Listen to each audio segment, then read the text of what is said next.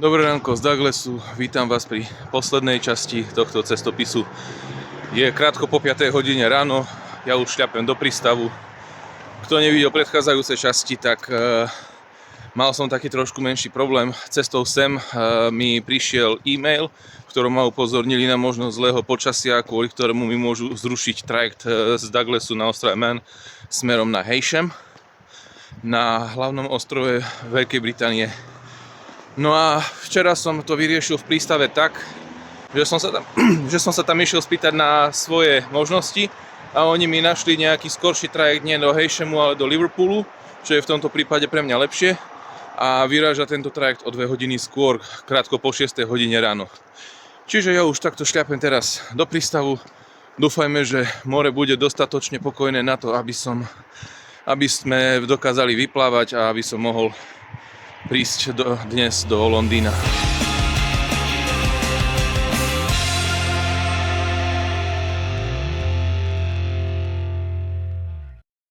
Tak a už som za bezpečnostnou prehliadkou, kým v Liverpoole na to doslova kašiari, že kto ide na palubu lode a s čím. Tu sme normálne prešli prehliadkou jak na letisku.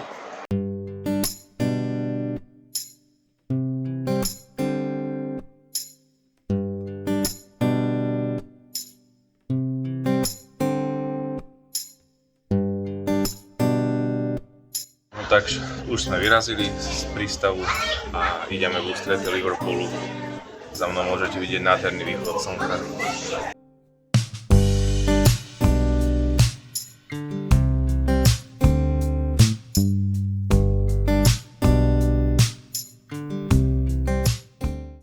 No, tak sme konečne v Liverpoole.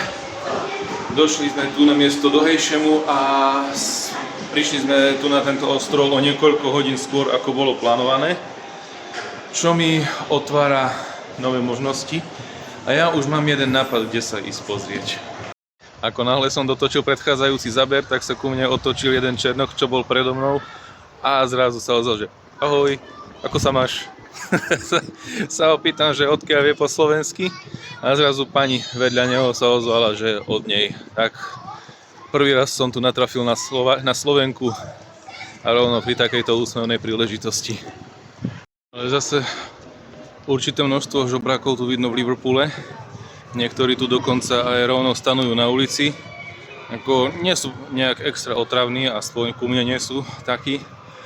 Ale no, iba jeden odo mňa zatiaľ pýtal peniaze a verím, že ich viacej ani nebude. Akože tým ľuďom ani tu veľmi nezavidím, čo tu musia spať na ulici, lebo od mora tu v tomto ročnom období v noci ide pekná kosa. Niektorí sú aspoň vybavení s pacakmi, alebo ako som už povedal, rovno stanujú. Takže nezavidenia hodná situácia a nechcem to možno ani bližšie komentovať. Je to akurát taká vec, ktorú som si tu všimol.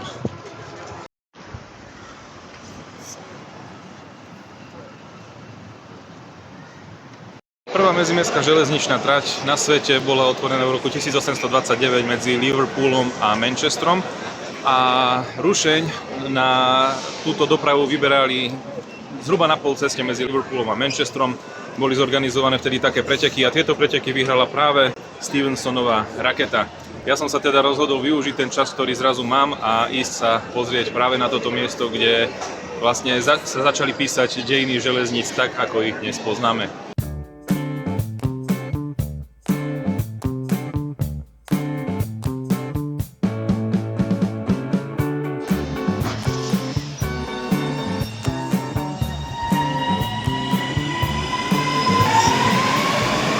No a sme v dedinke Rainhill a ideme teda pohľadať to miesto alebo nejaké pripomienky toho, čo sa tu udialo. No a nachádzame sa v staničnej budove, kde nájdeme nejaké informácie o tom, čo sa tu kedysi dialo, konkrétne v októbri 1829. V tom čase riaditelia železničnej spoločnosti, ktorá mala mať na starosti dopravu medzi Manchesterom a Liverpoolom, vyhlasili súťaž, aby mohli vybrať najvhodnejší rušeň, ktorý vyťahal vlaky medzi týmito dvoma mestami. Za víťazstvo zároveň konštruktér mohol získať prémiu 500 libier a do súťaže sa zapojili výrobcovia s 3 rušňami. Prvým adeptom bol Stephenson so svojou raketou, alebo Rocket. Ďalší stroj bol pomerne bizarného tvaru oproti štandardnej podobe párnych rušňov. Nazýval sa Novinka. A posledný rušeň, ktorý sa zapojil do súťaže, bol Sanspray. No ako vieme, už súťaž vyhral Stevenson so svojím rušňom Raketa.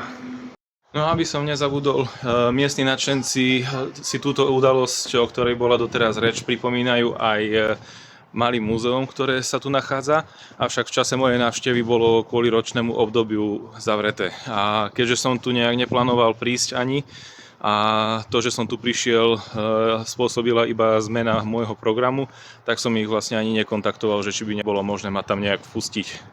Takže ak náhodou niekedy budete okolo Liverpoolu a spomeniete si na to, že tu v tomto regióne sa začali písať dejiny železníc v takej podobe, v akej ich dnes poznáme, sadnite na vlak, je to od Liverpoolu zhruba 20 minút, prídite tu na zastávku Rainhill a potúlajte sa tu trošku, nájdete tu niečo zaujímavé a možno bude otvorené aj to miestne múzeum, ktoré bude pripomínať tieto preteky.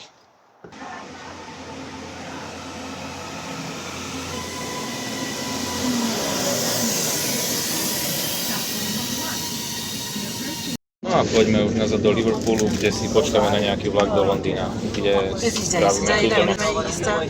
No tak, narazili sme na prvé zaujímavosti alebo zvláštnosti britskej železnice. Nakoľko je dneska sviatok, tak medzi Liverpoolom a Londýnom z nejakého dôvodu nepremávajú priame vlakové spojenia. Z toho dôvodu musím ísť do Birminghamu, prejsť pešo medzi dvoma železničnými stanicami a následne odtiaľ ísť ďalším vlakom až do Londýna. A možno pravdepodobne ešte kde si v Londýne budem prestupovať, záleží na tej londýnskej stanici, kde prídem. Takže toto vyzerá byť veľmi zaujímavé dnes ešte. Môj vlak do Birminghamu mi odchádza za pár minút, stojí na 6. nastupišti, takže ideme tam.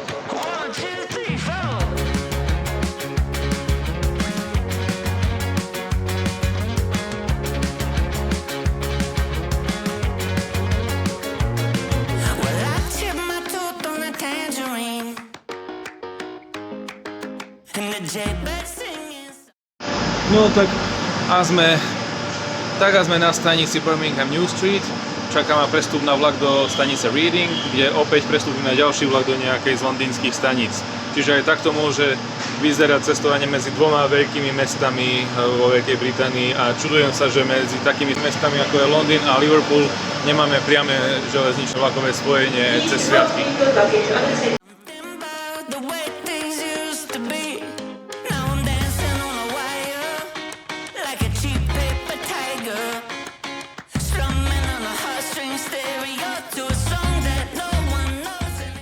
Stanica Reading a my prestupujeme na vlak do stanice London Paddington. Reading mi veľmi pripomína stanicu Poprad Tatry, pretože je vestibul postavený priamo nad koľajiskom a keď chce ísť niekto ku vlakom, tak vlastne len zíde dolu schodami.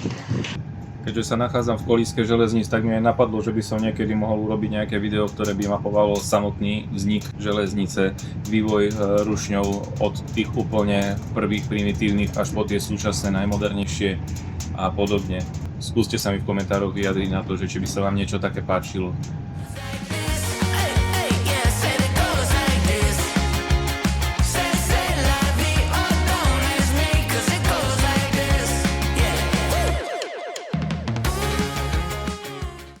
Tak na dnešný deň sme v cieli, ja sa idem ubytovať, trošku zrelaxovať a vidíme sa zajtra.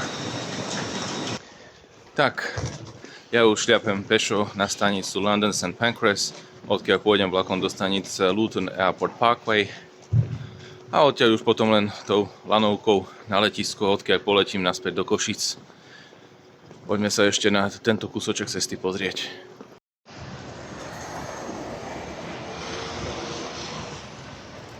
Stanica London St. Pancras mi svojím vzhľadom náramne pripomína stanicu Chhatrapati Shivaji Terminus Station, ktorú nájdeme v Bombaji, ktorú si môžete pozrieť aspoň trošku v mojom videu z Indie, odkaz dám niekde tu na okolo. No ale už poďme hľadať svoj vlak.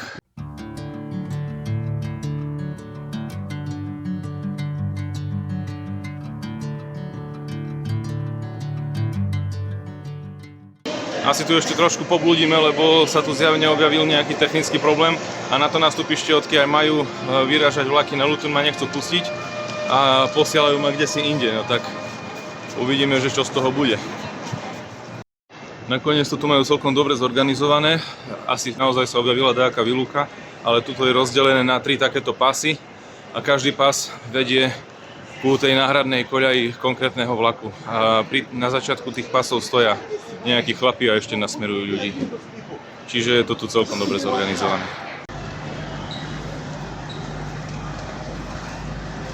No takže majú tu nejaký problém všeobecne, ale chovajú sa úplne nemožne pri tej mimoriadnosti.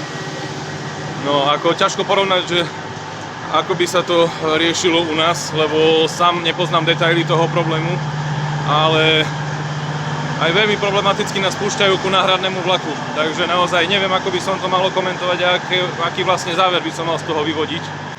Tak uvidíme ešte. Každopádne už som na nástupišti, idem ku vlaku a za pár minút by som už mal byť na letisku Luton.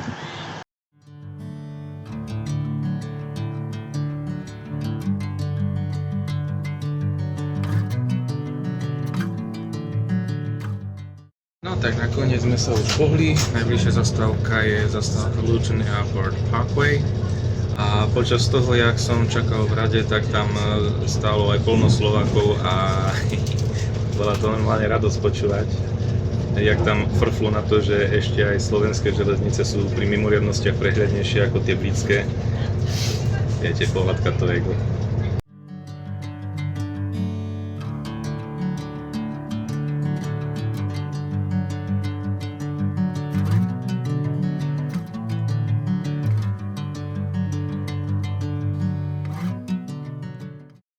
Tak a sme opäť na konci videa, dúfam, že sa vám páčilo, rovnako ako tie dve predchádzajúce.